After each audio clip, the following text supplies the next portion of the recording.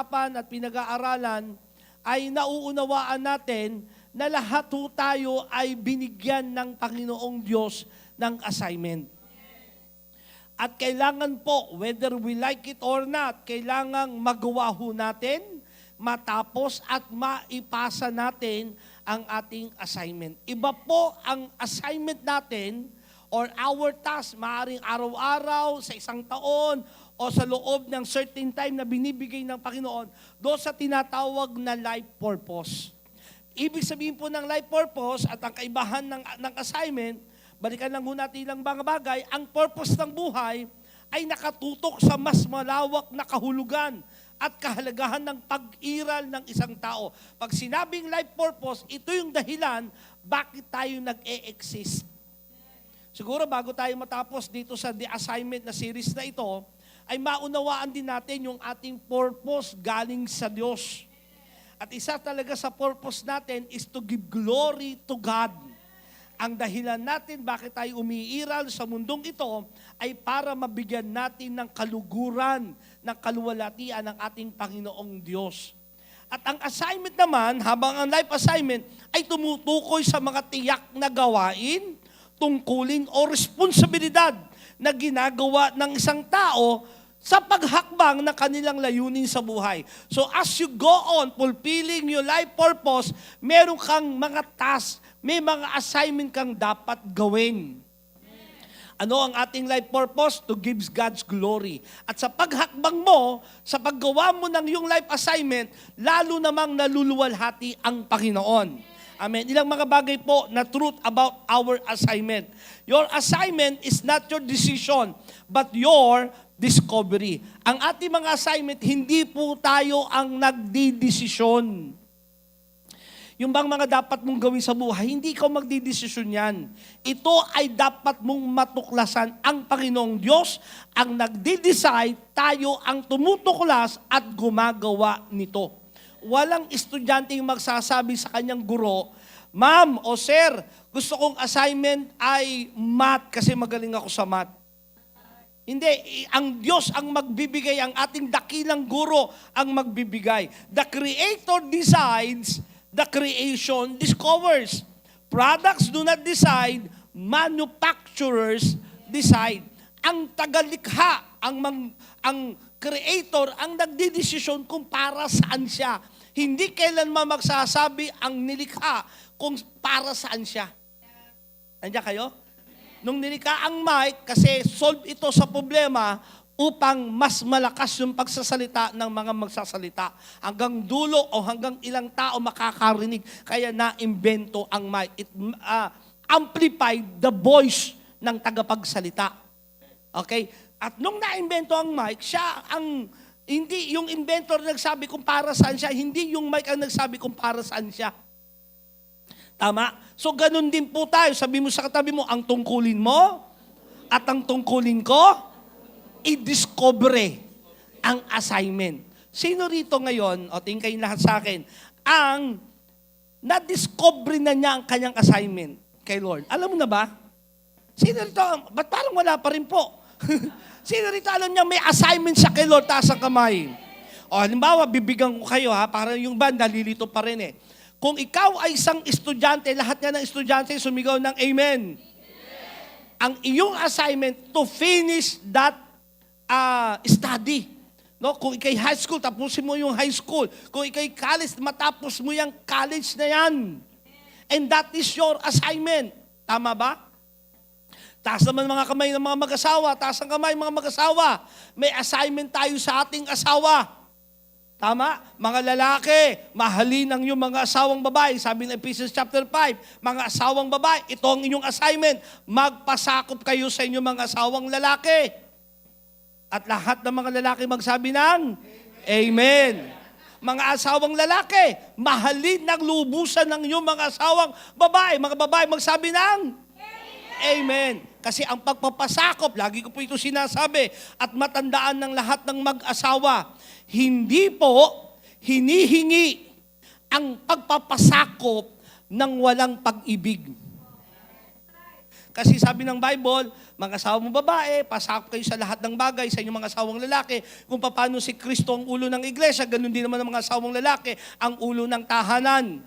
Mga asawang lalaki, sumunod ng talata, mahalin nyo ang inyong mga asawang babae tulad ng pag-ibig ni Kristo sa iglesia, ano pat siya'y namatay para dito. Kaya ang pagpapasakop ay nasa ilalim ng pag-ibig.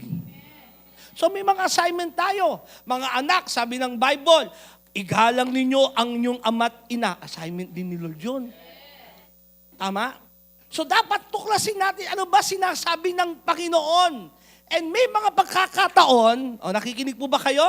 Bakit natin ito pinag-uusapan? Kasi lahat tayo, dapat po tayo papunta lagi doon sa life purpose natin at nangyayari yun dahil hinahakbangan natin ang ating mga assignment. Amen? Now, may mga pagkakataon na ang ating life assignment ay mas malaki kaysa sa kakayanan mo. Hello? Amen? May mga assignment na higit sa perang meron ka ang ibibigay sa yung assignment ni Lord. May mga assignment na ibibigay sa iyo si Lord na kailangan mo ng mga taong makakasama para mangyari yon. Ito nga yung sunod na punto dito sa life assignment natin. Your assignment is to be accepted, not altered. Ang ating mga assignment ay dapat tatanggapin, hindi ito iibahin. Pwede ba natin sabay-sabay basahin yan, nakalagay dyan, 1, 2, 3, go. Your assignment is to be accepted, not altered. Ang ating assignment ay dapat tinatanggap, hindi ito binabago.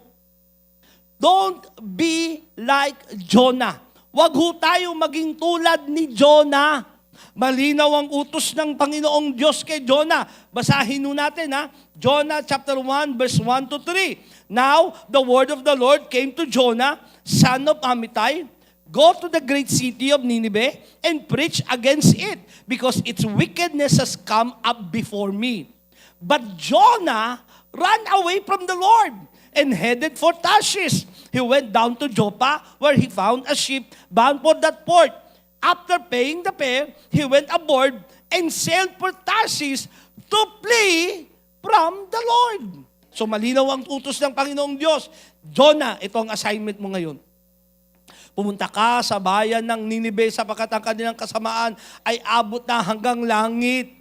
Ipangaral mo doon na magsisi sila sa kanilang mga kasalanan. Malinaw ba yung assignment? May mga pagkakataon at ako naniniwalang malinaw naman yung assignment natin. Tama?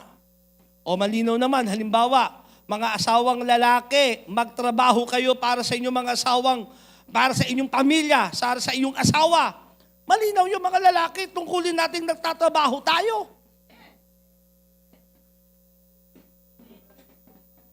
Tama? Assignment natin yun eh. Tayo ang provider ng ating pamilya. Parang ayaw niyo maniwala. Huwag natin baguhin yun. Mga asawang babae, sabi ng Biblia, kayo naman ay maging mabuting may bahay na nangangasiwan ng iyong mga tahanan. Nasa Proverbs po yun. Pagka naiiba natin ang ating mga assignment, nagkakaroon ng kaguluhan. Tama? So dapat alamin natin, tuklasin natin, at kapag alam na natin, may mga bagay spiritual sasabihin sa iyo ni Lord. May revelation darating sa iyo. Walang nakakaunawa, kundi ikaw lamang. Huwag mong babaguhin kung ano yung assignment mo kay Lord. Don't be like Jonah. Sabi ng Diyos kay Jonah, go to Nineveh at i-preach mo doon. Anong ginawa niya? Tumakbo siya. Pumunta siya sa Tarshish. Halimbawa, ang Nineveh ay papuntang kaliwa. Kumanan siya. Talagang ayaw niyang sundin yung utos ng Diyos sa kanya. Then the Lord send great wind on the sea and such a violent storm. Nagpadala ang Panginoong Diyos ng bagyo, ng malakas na hangin at binagyo ang kanilang bangka o yung kanilang barkong sinasakyan na, sabi doon, the ship threatened to break up. Masisira na yung barkong kanilang sinasakyan. O, tingin kayo lahat sa akin mga kapatid, babala po. Sabi sa katabi mo, babala. Pag binago mo ang yung assignment, babagyuin ka. Kaya marami mga tao, may bagyo ng buhay kasi may kinalaman, baka wala ka sa assignment mo. Amen? Baka hindi mo ginagawa yung supposed to be na utos ng Diyos sa'yo. Pakipindot na. Sige. Yung talata, nandun ka ba sa talata? Yung Jonah chapter 1 verse 1 to 3. Wala dyan? Meron. Slide number 8. Then the Lord sent a great wind on the sea. Kaya nagpadala ang Panginoong Diyos ng bagyo. Kasi bakit? Ayaw sumunod ni Jonah. Ano naman ang ginawa ng mga tripulante? Dahil binabagyo ang kanilang yung kanilang bangka. Ang ginawa nila, tinapon nila lahat ng mga kargamento. Basahin niyo po sa Bible. Lahat ng mga karga nilang kagamitan, itinapon para gumaang ang bangka o barko para hindi ito mahulog o malunod. Pero ano nangyari? Hindi huminto yung bagyo.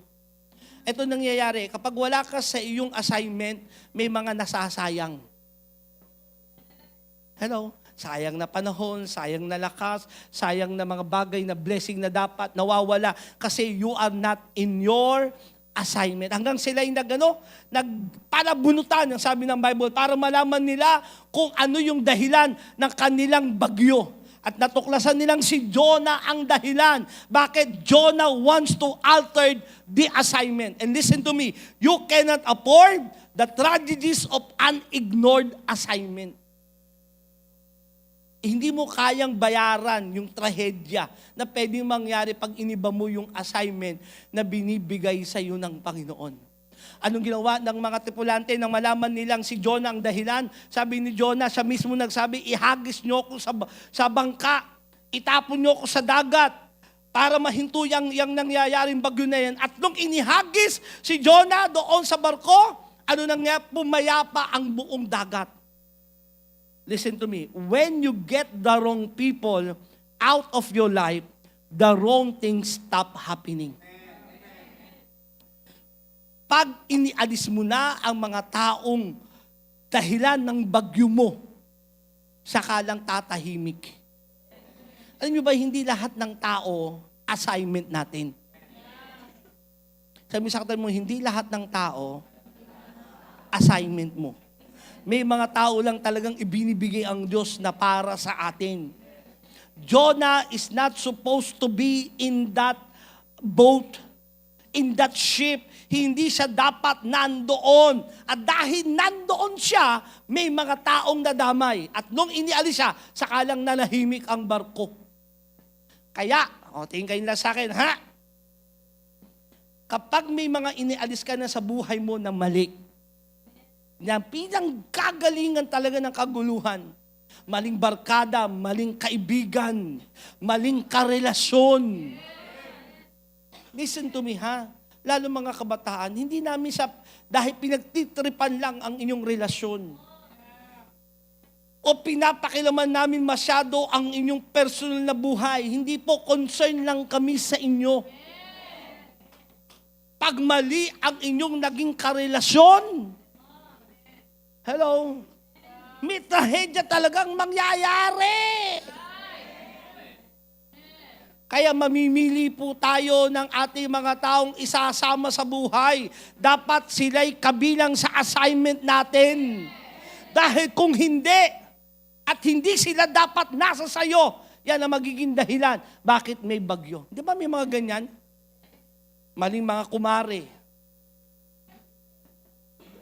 Di ka pa ba nadadala? Tinichismis ka na tinichismis? Utang ng utang sa'yo, hindi man nagbabayad. At ba na uli, sinisiraan ka pa?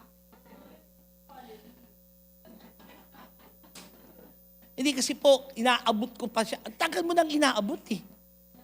Baka hindi talaga siya kasama at parte ng assignment mo sa buhay. Hello? Amen? Yung relasyong yan, alam mong mali. Bakit? Kung magde-date kayo, kailangan tugigaraw.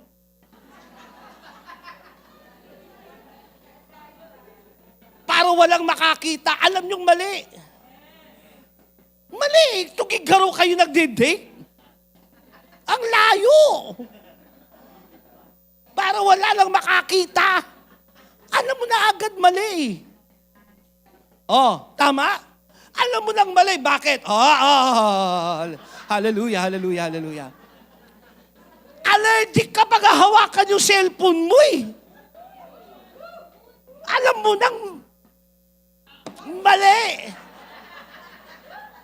O sige, bakit ka natatakot pag nahawakan yung cellphone mo? Oh, may mali. Ginagawa mo yung bagay na hindi mo assignment.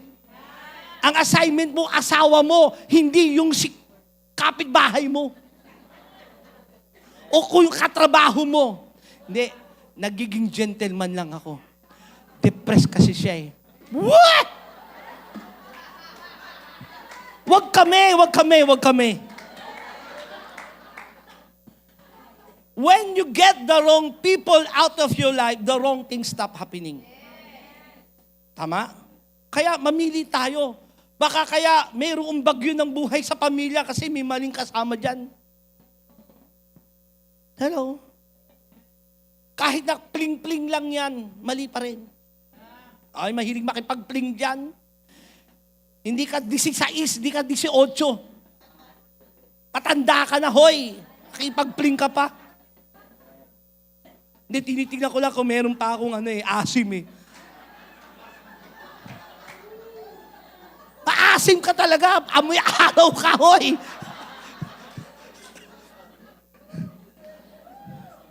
Subukan mo pa, may asim, ano yun? Born again ka na. Na kay Kristo ka na. Ang identity mo'y wala na sa dating buhay. Binago ka na ng Panginoon. Ang sino man nakipag-isa kay Kristo, siya ng bagong nilalang, wala ng dati niyang pagkatao. Ang ginagawa na lamang natin yung mga bagay na pinanggagawa ng Diyos, hindi na yung mga bagay na gusto natin. Amen?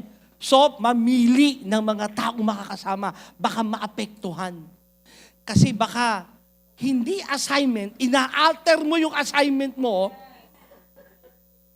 Mag-get over din naman tayo sa joke. Kaya nadadamay ang iba. Amen? Ulitin mo sa katabi mo, do not alter your assignment. Huwag mong babaguhin kung ano man ang iyong assignment sa Panginoon. Naalala ko tuloy, bago natin i-diretso itong next topic natin about the assignment. Si Adan at Eva, ginamit ng demonyo yung ahas para mag-alter ng utos ng Diyos. Naalala nyo ba?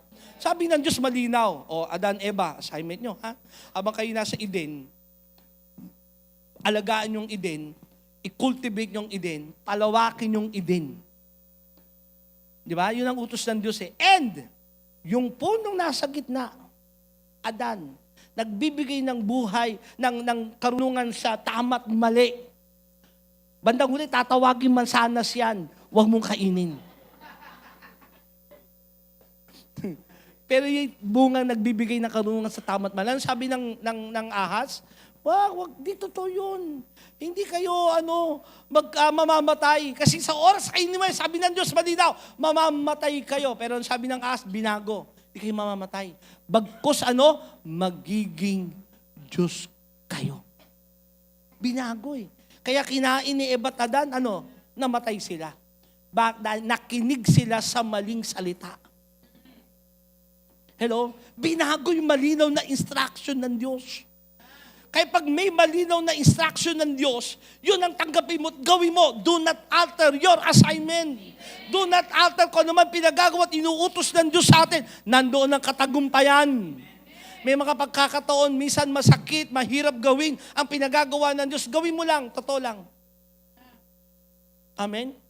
Nandun naman ang pagpapala ng Panginoon.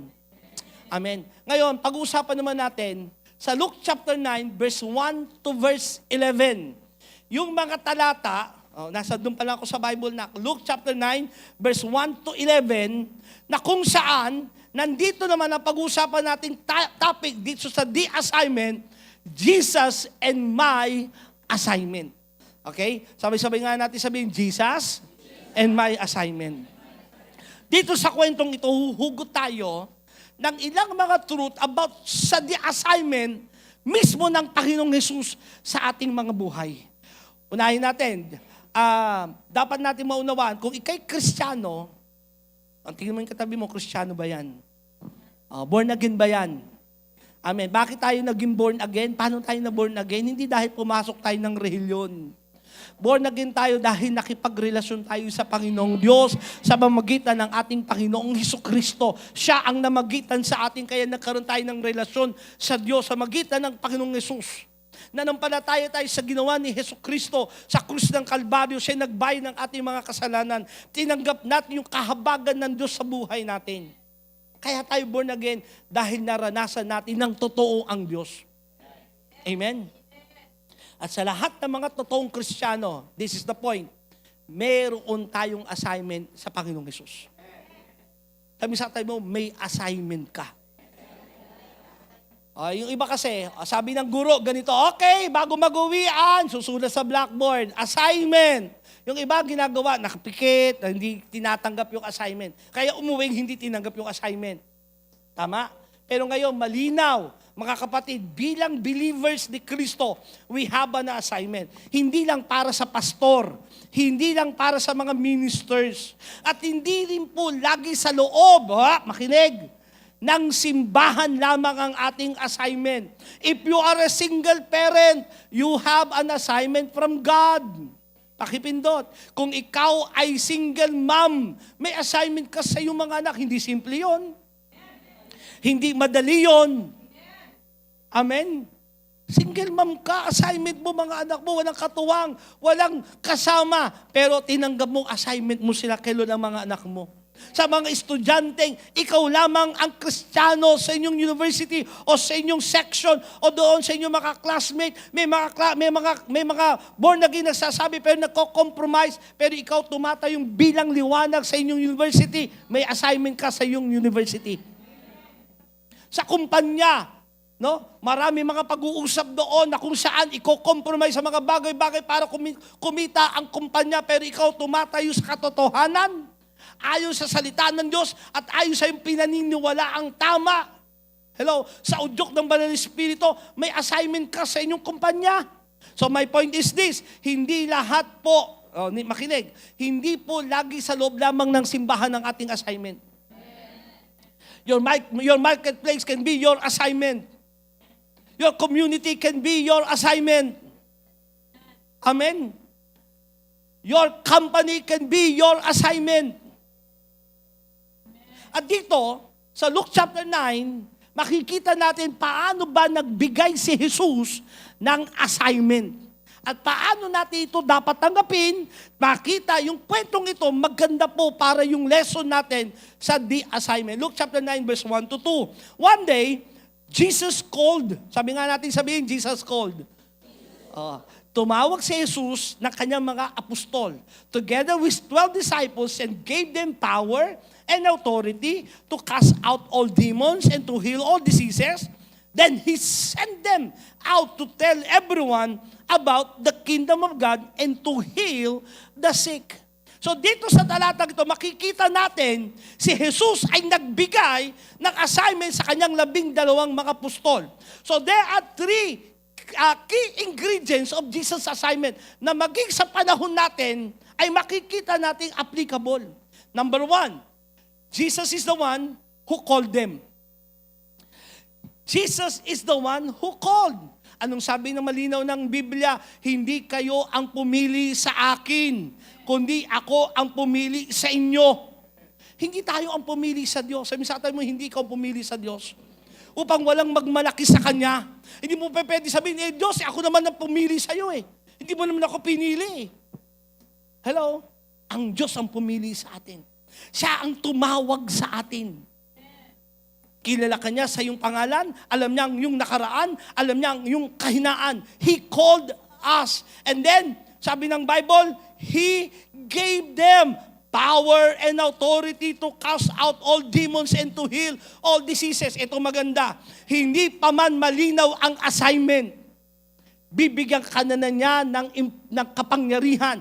He will empower you to fulfill your assignment.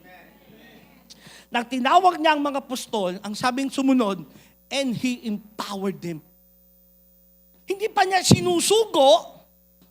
Anong punto? Kung naalala niyo po sa topic ng the assignment, kung paano ka nilikha ng Diyos mula sa sinapupunan pa lamang ng iyong mga magulang, you are created wonderfully, beautifully by the Lord. Nasa sayo yung kapangyarihan upang mapulpil mo ang iyong assignment. He gave them, sabi ng Panginoon, ng Biblia, na kapangyarihan magpalayas ng demonyo, magpagaling ng may sakit ng karamdaman. Bakit? Then He will send them. Ano maganda rito, mga kapatid? Hindi po nagsusugo ang Panginoong Hesus sa ating patungo sa ating assignment ng paghakbang natin na hindi Kanya muna empowered.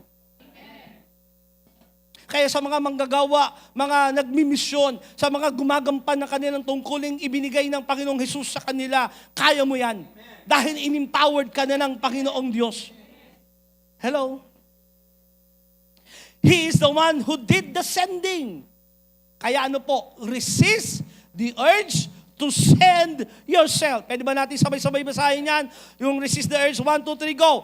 Resist the urge to send yourself. Hindi dapat tayo ang magsusugo sa ating sarili. Gusto natin minsan gawin mga bagay na gusto lang natin gawin, pero hindi pinagagawa ng Panginoon, hindi ka empowered dyan, papalpak ka. Naintindihan niyo ba yon? Hindi ka dinisign ng Panginoon sa bagay na yan. Hindi mo calling ang bagay na yan at pinagpatuloy mo't ginawa mo't hinakbangan mo. Ikaw lang ang may gusto. Makikita mo, daan yung failure. Makikita mo, masasaktan ka. Makikita mo yung mga bagay na walang pagsama ng Diyos. Parang kay Jonah. Hello? Kaya sabi mo sa katabi mo, resist the urge to send yourself. Dahil sinasabi po natin lagi, makinig po kayo, ang pinakadelikadong lugar, pinakapangit na lugar, pinakawalang kwentang lugar sa buong mundo, alam niyo kung ano? Yung lugar na hindi pinapupunta sa iyo ng Diyos. Pag hindi pinagagawa sa iyo ng Diyos, huwag mong gawin. Sabi sa tayo mo, pag hindi pinagagawa ng Diyos, huwag mong gawin. Kaya napakahalaga, makinig tayo lagi sa banal na Espiritu. Ano ba sinasabi sa atin ng Panginoon? Let those who have ears, listen to what the Spirit is saying to us. Nakikinig po ba tayo? Naririnig ba natin kung anong pinagagawa ng Panginoon Diyos sa atin? Paano natin maririnig ang Panginoon kung lagi naman sarado ang ating Biblia? Tama? Hindi mo maririnig talaga ang Panginoon kung sarado ang Bible mo. Kung nakatutok ka lang sa Facebook, sa YouTube, sa Netflix, hindi mo maririnig ang Diyos. Kailangan magbigay ka ng Panginoon. Saligsigin mo ang presensya ng Panginoon at tanungin mo, Lord, what is my assignment? Ano bang pinagagawa mo sa akin sa panahong ito? At pag narinig mo, makikita mo, i-empowered ka ni Lord. Bibigyan ka ng kapangyarihan ni Lord para gawin yon. And then, sasabihin niya sa'yo, go. Gawin mo na. Sumunod, verse 3. Then He told them, after He sent His disciple, take nothing for the journey. No stuff, no bag, no bread, no money, no extra shirt. Sabi ng Panginoon, sa paghayo nyo, in-empowered ko na kayo. Huwag kayong magdadala ng kahit ano sa paglalakbay nyo, kahit tungkod, kahit bag, o lalagyan ng pagkain. Huwag kayong magdadala kahit ng extra money o ng damit na pampalit. Grabe, no? Malinaw naman yung assignment eh. Di ba? Bakit ganon? Kasi that time, tinuturuan ng Panginoong Hesus. Listen to me. Sa pagsunod ng mga disciples, na wala silang ibang aasahan, kundi yung tinig na sinabi ng Panginoong Hesus sa kanila. May mga pagkakataon kayo lahat sa akin. Specific na pinasasabi sa iyo ng Diyos, huwag kang sosobra o lalabi sa sinabi ng Panginoon sa iyo. Amen? Sabi ng Panginoong Diyos sa mga disciples, sige, pumunta kayo doon. In-empowered ko kayo, ipangaral nyo kaharian ng langit, magpagaling kayo. No? Puntahan nyo ang bawat mga bayan-bayan, ipangaral nyo ang salita ng Diyos. Pero huwag kayo magdadala ng kahit anong bagay. Bakit? Trust only to my words. Ang bit-bit nyo lamang ay ang aking salita. Marami na po mga pastor, listen to me, mga sinugo, pinadala, wala naman dala. Walang bit-bit na pera, karunungan, kaalaman, kakayanan. Yun lang sa pagsunod na, ako ang sinugo doon. Pinadala ako ng Diyos doon. Amen. Mga kwento ng mga pastor natin ngayon, nasa ibang bansa, nasa bawat bayan, nandoon sa mga syudad kung saan sila pinadala. Alam nyo, ang binaon lang namin, sinabi ni Bishop sinabi ni Mami, pumunta kami doon. Ganon din po sa buhay natin. Bakit? Ang gusto ng Diyos, wala kang ibang pagkakatiwala. Nakikinig po ba kayo? Wala kang ibang inaasahan, kundi ang Diyos lamang na nagsugo sa'yo. Upang lahat ng papuri, lahat ng karangalan, hindi mo sasabihin kasi nagawa ko ito dahil may extra akong pere. Kasi nagawa ko ito dahil meron akong lalagyan na pwede kong paglagyan ng mga ibibigay sa akin. Hindi. Isa lang ang sasabihin natin, nandun ako dahil sumunod ako sa Panginoon Diyos. At doon ko nakita ang pagsama ng Diyos sa aking buhay. Doon ko nakita kung paano ko pinagpala ng Diyos, paano ko pinakain ng Panginoon. Sabi ng Panginoon sa mga disciples, sige, tinawag ko kayo, humayo kayo, in-empowered ko kayo, pero wala kayong dadaling kundi yung salita ko lamang sa inyo. Gaano ka nagtitiwala sa salita ng Diyos na sinabi niya sa iyo? Minsan tayo, Lord, bago mo ako isugo, bigyan mo muna ako ng 1,000,000. Di ba? Bago ako sumunod, Lord, pwede ba ayusin mo muna itong asawa kong bruha?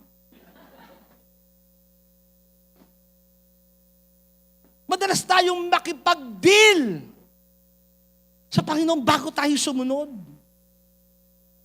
Lagi tayong may kondisyon. Sabi sa katabi mo, kailan ka pa ba susunod? Sabi mo, mahirap magsalita ng walang kausap. Kalabitin mo siya, hawakan mo kanyang balikat. Sabi mo, kapatid, kailan ka pa susunod?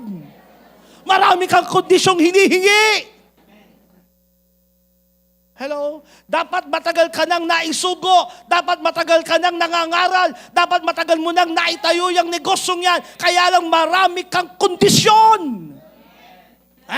Ginagalit niyo ako eh.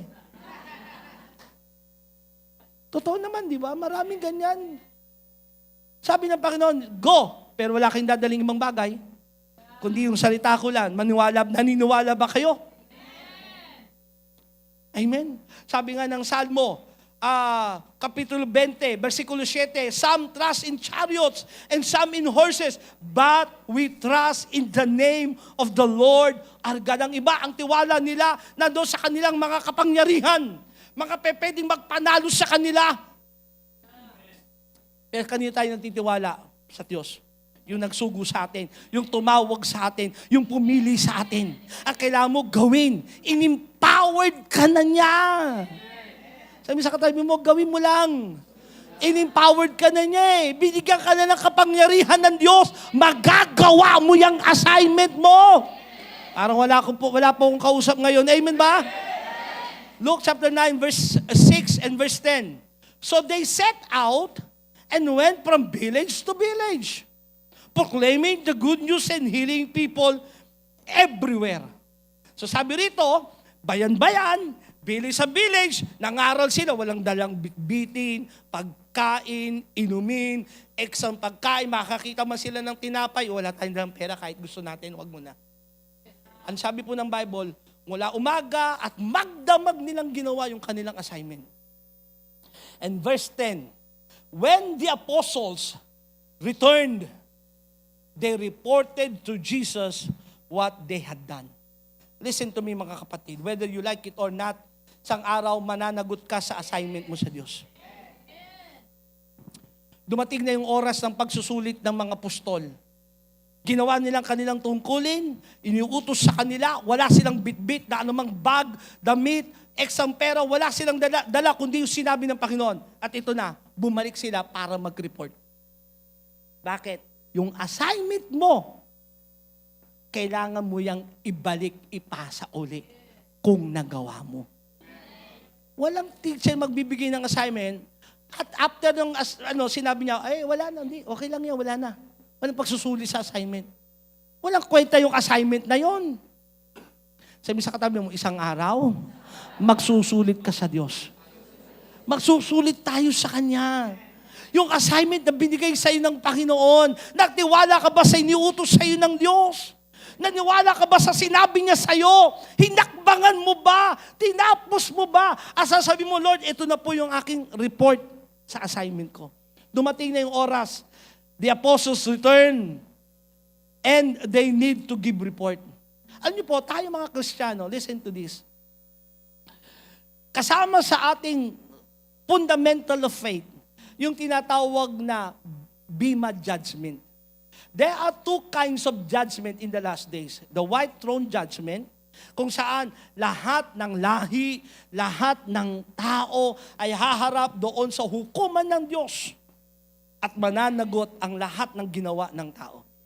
Pero tayo mga Kristiyano, alam niyo po ba, hindi na tayo kasama doon sa white throne judgment kung kasama ka sa rapture. Nandiyan kayo?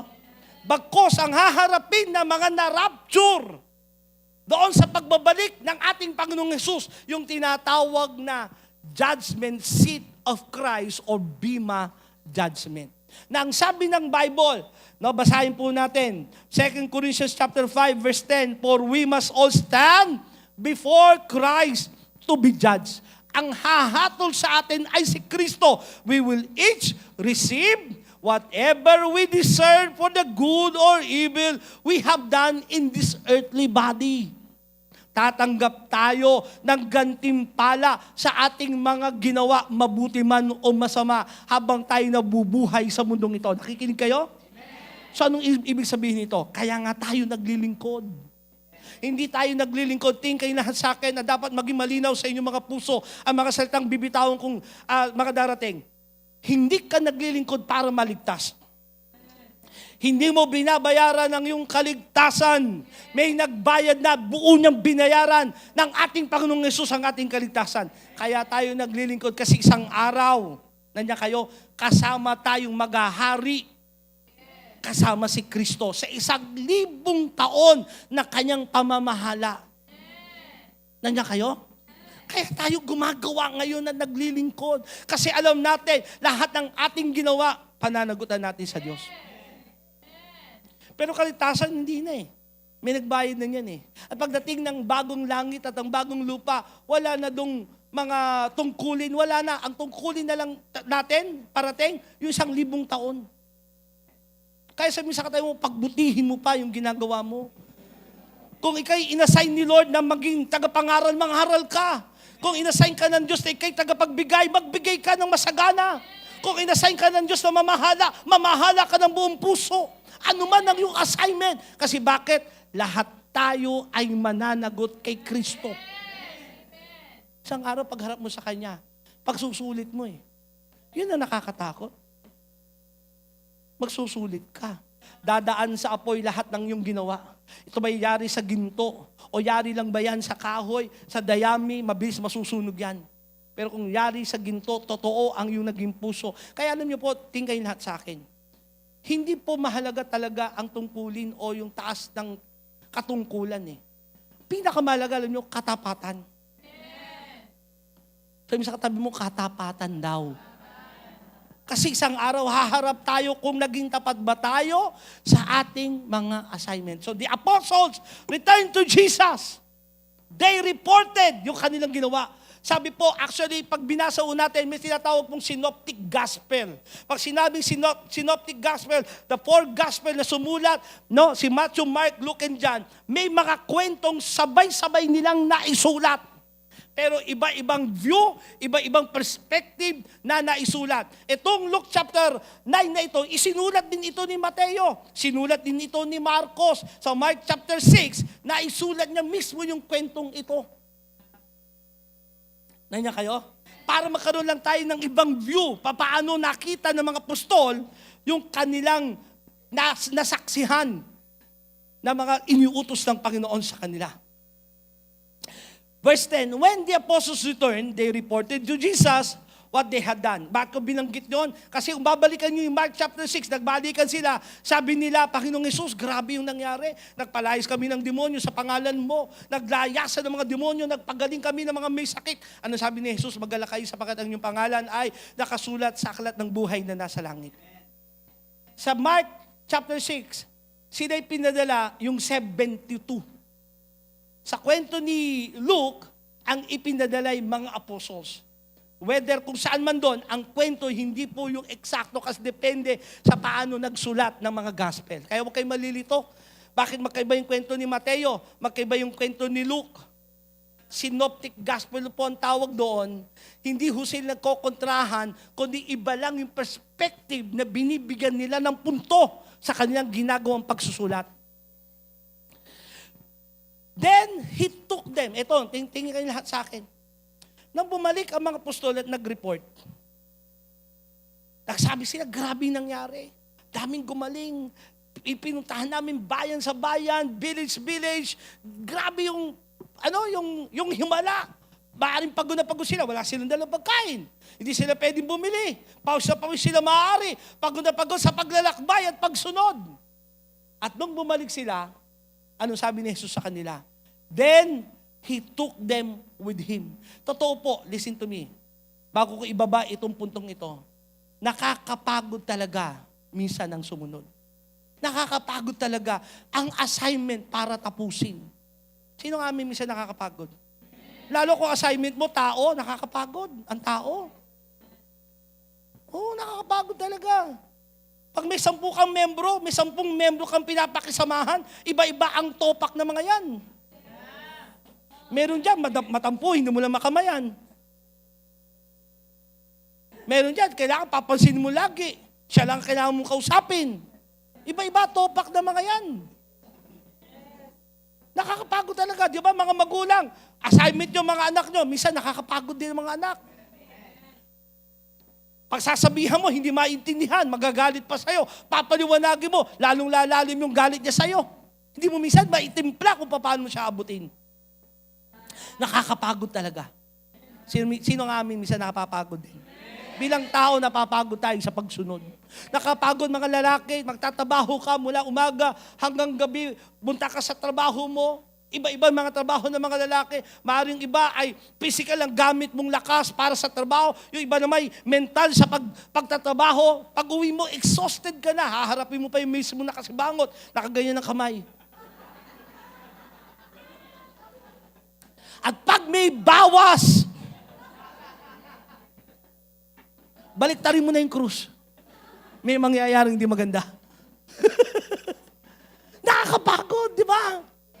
May mga pagkakataon talagang tayo ay napapagod sa mga assignment natin. Hello?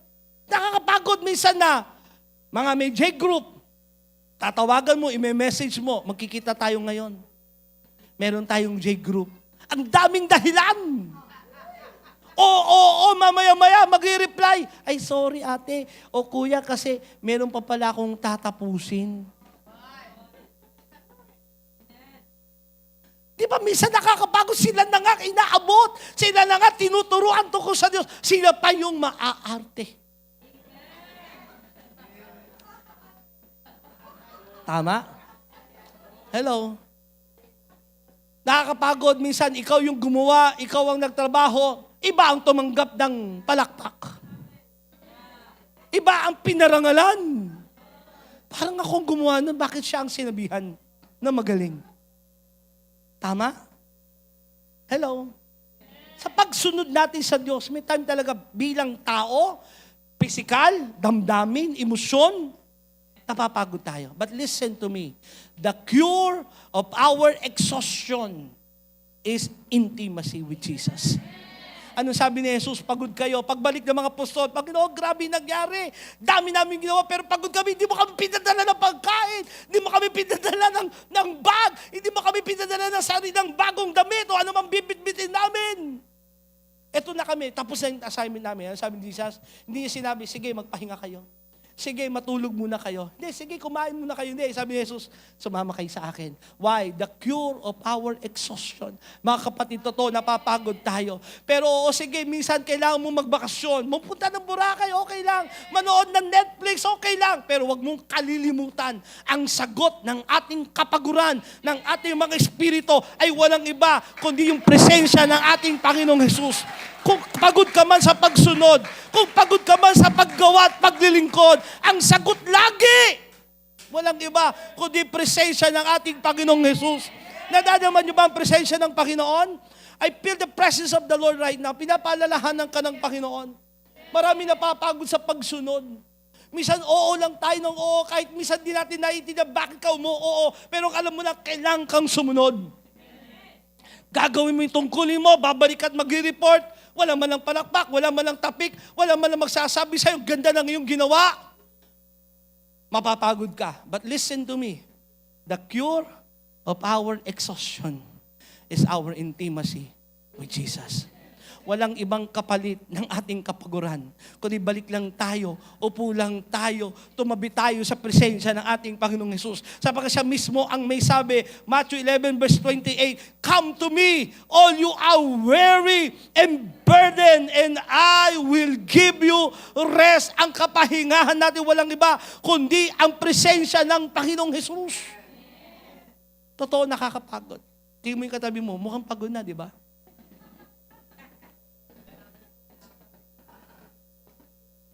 Maraming tao hinahanap ang kapahingahan nila sa ibang bagay. Hindi mo matatagpuan. Sabihin ko sa'yo, lalo kung totoong Kristiyano ka na, nagmamahal sa Diyos, hindi ka naman, pagod na ako, punta muna ako sa bar, ha? Hindi. Inom muna ako, magda-date muna ako ng ibang babae, ibang lalaki. Hindi tayo ganun eh. Minsan, anong kailangan natin gawin para mawala yung stress? Kakain. Magsasangyup-san muna ako. Pagod ako eh. Di ba? O, uupo ka doon sa paborito mong upuan, doon sa sala nyo. Hawak mong remote habang kumakain ka ng burger. Pagod ka eh. Pero sabihin ko sa'yo, yung kapaguran ng Espiritu, walang ibang sagot, kundi ang presensya ng Panginoong Yesus. Yung kapaguran ng yung Espiritong hindi mo mahanap ang sagot kahit anong gawin mo sa mundong ito. Kundi umupo ka lang sa presensya ni Lord, lumuhod ka, manalangin, umiyak, at sabi mo, Lord, yakapin mo ko ng iyong presensya. Yakapin mo ko ng iyong pag-ibig. Maramdaman ko ang iyong presensya, Panginoon. Doon ko makakaramdam ng kapahingahan. Ito na, diretso natin yung kwento. Sabi ni Jesus, "Come to me." Sige, pagod kayo, after ng report, sige, sumama kayo sa akin. May time na sila, nakaupo sila, kasama si Jesus, excited sila. Galing sila sa village, galing sila sa pagsunod. Sa sinabi ni Jesus, ang dami ng mga kinamayan, pinag-pray. At habang sila intimate with Jesus, nabalitaan ng mga tao kung nasan sila. Alam niyo si Jesus, superstar that time. Kung nasan si Jesus, sumusunod ng mga tao. Hindi dahil naniniwala silang si Jesus nga ang Kristo, kundi marami sa kanila, kaya sumusunod kung nasan si Jesus, kasi para sila nakakakita ng palabas. Biglang may dumidilat na bulag, may pilay na nakakalakal, grabe! May patay na nabuhay, ano yun? Nandun lang sila for entertainment. Nandun yung maraming tao kasi ang gaganda ng sinasabi ni Jesus, mahiwagang mga salita. Minsan din na naman nila maintindihan. Then, verse 11, the crowds learned about it and followed Him. Sumunod maraming tao. Imagine, no, kung ikaw yung isa sa mga apostol, pagod na pagod ka sa pagsunod, pagod na pagod ka sa ginawa, pinautos sa'yo, ito na yung time to be with Jesus. Maaaring nag-iihaw sila ng bangus, ihaw sila ng tilapia. Tilapia pa lang uso doon eh. Kikwentuhan sila, ganda namang sinasabi ni Jesus sa kanila. Maya, dumating ang napakadaming tao. Sabi po ng kwento ng Bible, ang lalaki lamang ay 5,000 na. Pero pang babae at mga bata, inabot ng 20,000 ang mga dumating. Imagine mo kung ikaw yung apostol, galing lang kami sa maraming tao, ito naman sila. Di ba? Di ba doon lang kami galing sa mga village? Mira, ito na kami na lang nga ni Jesus, magpapahinga na lang kami, ba't ito pa? Pero ang ginawa ni Jesus, Jesus welcomed them and spoke to them about the kingdom of God and healed those who needed healing. Why? Listen to me. Kung meron man tayong malinaw na assignment, mga Kristiyano, tao. huwag kang mapapagod sa tao. Minsan, totoo, nakakahinawa, pero balik ka uli, bangon ka uli, trabaho ka uli para sa tao. Tanggapin nyo na yan, mga naglilingkod sa Diyos, tao talaga ang ating trabaho. Si Jesus, naunawaan niya yon. Pinakita niya sa mga apostol, kahit na meron tayong time para sa sarili natin this time, pero may dumating na tao, welcome natin sila. Hindi sinabi ni Jesus, sandali lang, tapos na yung mga apostol kong magtrabaho, kagagaling lang nila sa mga village, pwede ba? Diyan lang muna kayo, magkikwento lang muna kami rito. Hindi. And Jesus welcome them. Isang pastora, nagsabi sa akin, Pastor Glenn, sisimula na akong magpastor sa church na sa bahay namin. Binuksan ko na yung bahay namin para sa Bible study at magiging church. Pero naiinis ako sa mga kabataan. Kasi kahit hindi gawain nasa bahay namin. Napapagod ako sa kanya. Sabi ko, alam mo, pastora, gusto mo talagang magtuloy-tuloy magpastor? Welcome mo lang sila. Hindi man linggo eh. Nakatambay lang sa bahay namin, nandun. Ganon talaga, binuksan mo na yung bahay mo eh. Hello? Mga leaders, nangangasiwa ng mga tao. Naghahawak ng mga departments and ministry. Tao talagang ministeryo nyo. Inilagay ka maaari sa dance. Hindi ang trabaho mo dance eh. Trabaho mo yung mga taong sasayaw kay Lord. Tao. Hawak mo ay music. Hindi yan ang instrument. Hindi ito ang trabaho mo. Hindi yung drums na yan, hindi itong mic na to. Trabaho natin lagi tao. At kung tayo mismo mapapagod sa tao, magkakamali tayo ng assignment natin. Hello? Tao ang ating assignment. Amen? Lahat tayo. Tingnan mo yung katabi mo, kanan kaliwa mo, sabi sa kanya, tao ang assignment mo. Hindi po tungkulin. Hindi po title. Hello? Tao ang ating assignment. Sabi ng Bible, and the crowd followed him.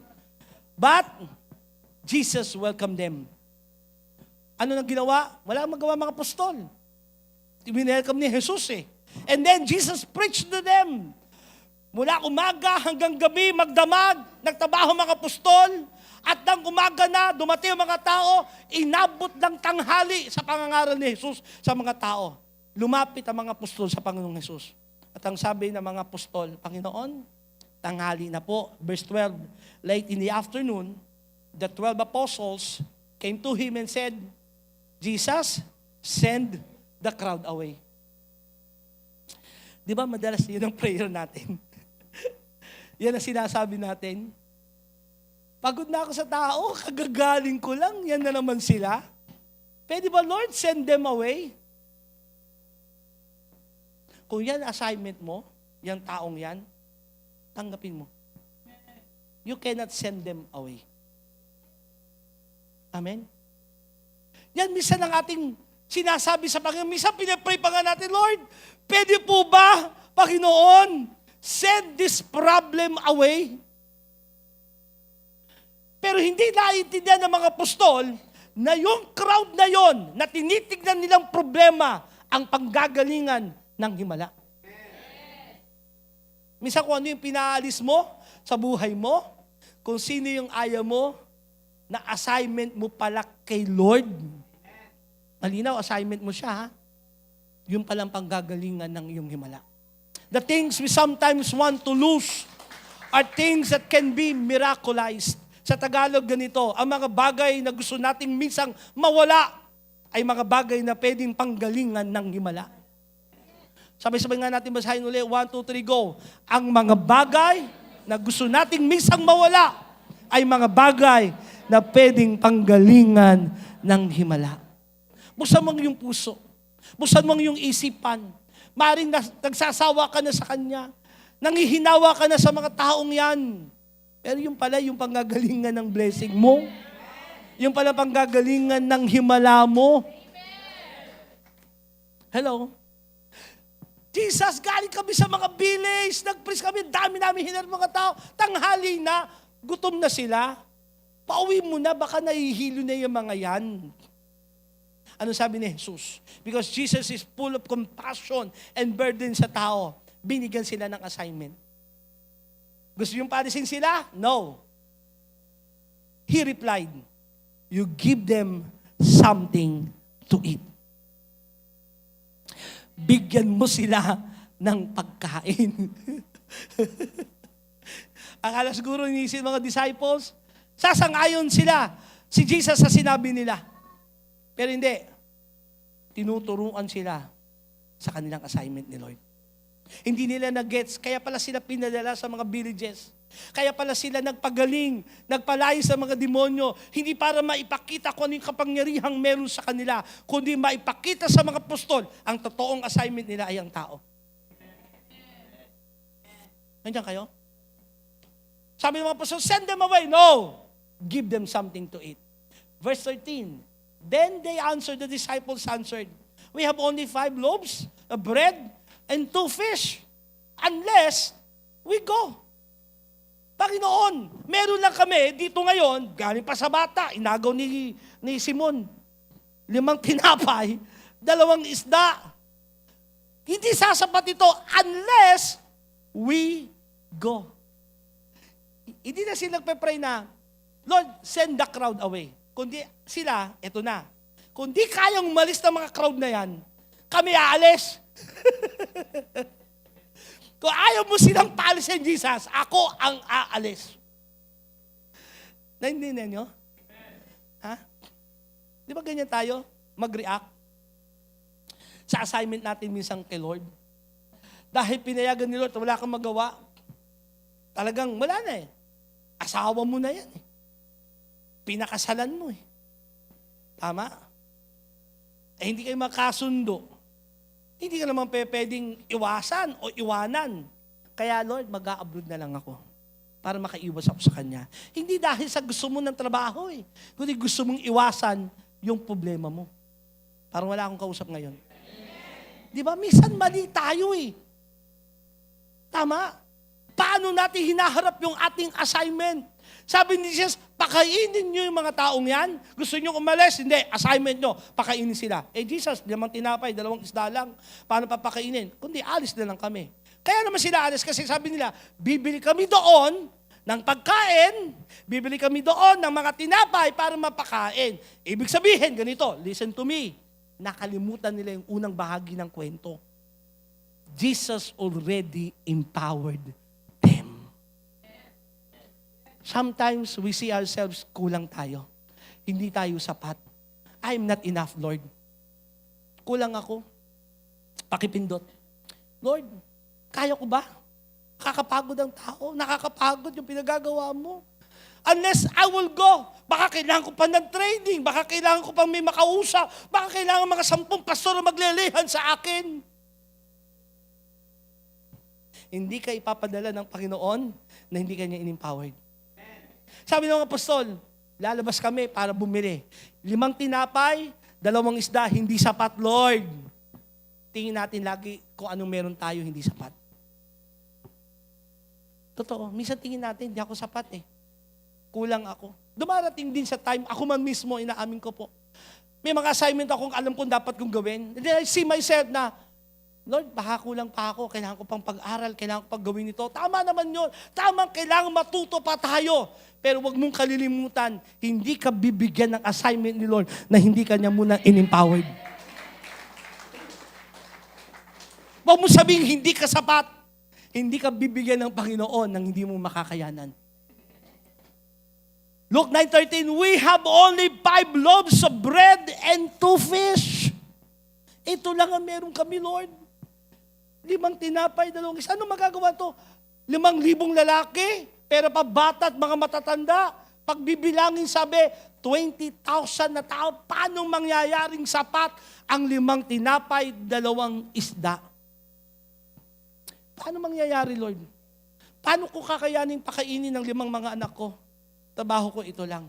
Paano ko sila mapag-aaral? Kaya ko maaari ngayon, di pa man sila nag-aaral. Pero paano na kung magka-college sila? Hindi kami sapat, kaya go. Pwede ka mag-abroad, pwede mong gawin ito, tanggapin ito. Pero nakalimutan mo, hindi ka bibigyan ng pagsubok ng Diyos, ng assignment, hindi mo makakayanan. 5 tinapay, 2 isda.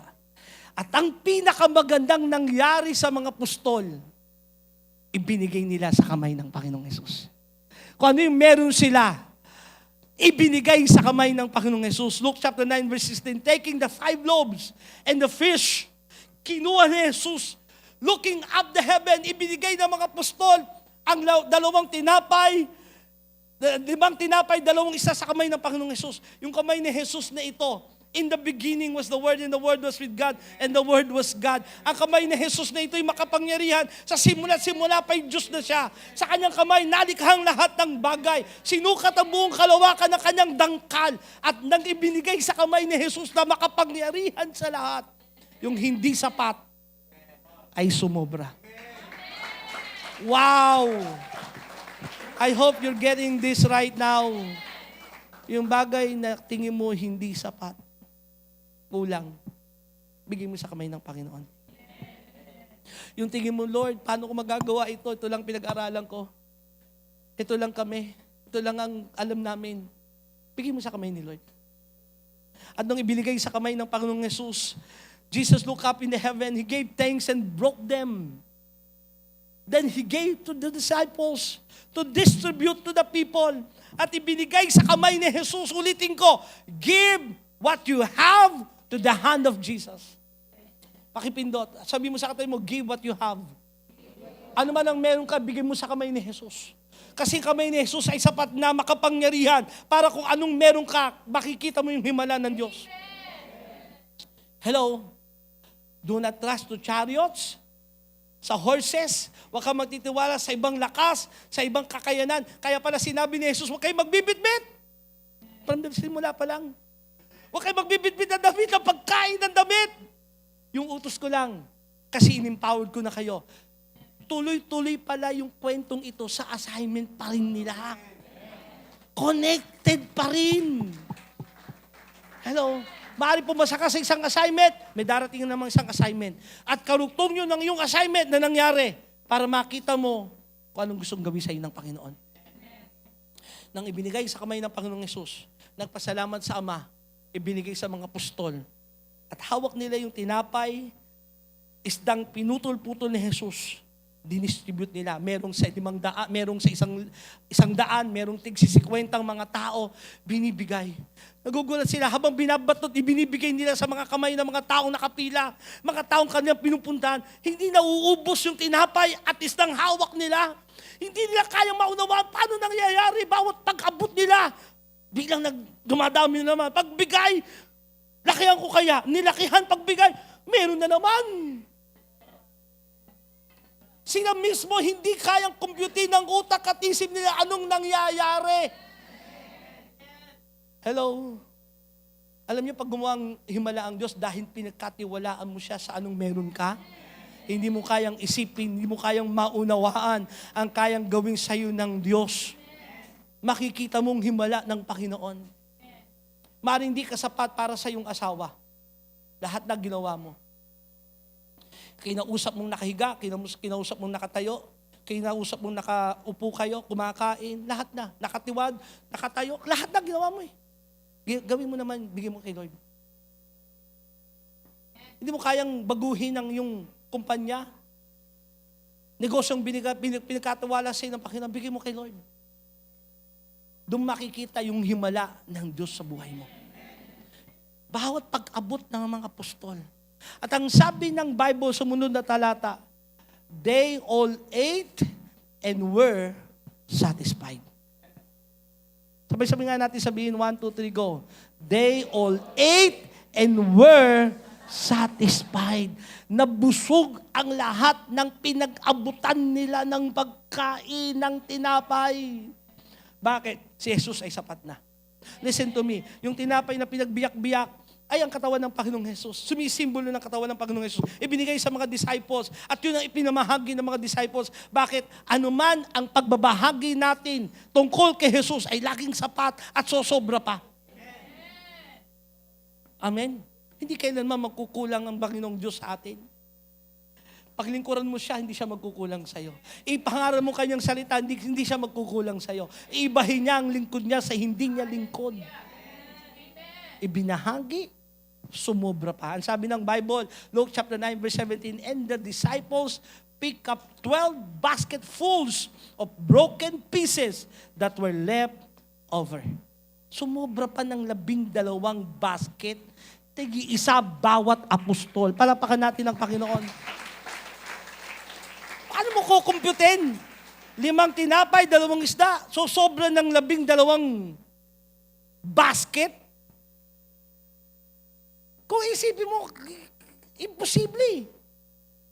Nagpakain pa ng 20,000 na tao. Hello? Tayo, hindi talaga tayo sasapat. Pero binigay mo kay Jesus, ano man ang assignment mo? Sa iyong sarili, hindi mo talaga kaya yan. Kadalasan ng assignment bibigay ng Diyos sa atin, higit sa kakayanan mo. Higit sa dunong at galing mo. Para ibalik mo lahat ng meron ka, lahat ng alam mo sa kamay ng Panginoon. Doon mo makikita ang himala ng Diyos. Doon makikita paano imumultiply ng Panginoon. Amen? Ganong gumagawa si Jesus sa ating assignment. Jesus and my assignment. Tayong lahat ay tumayo.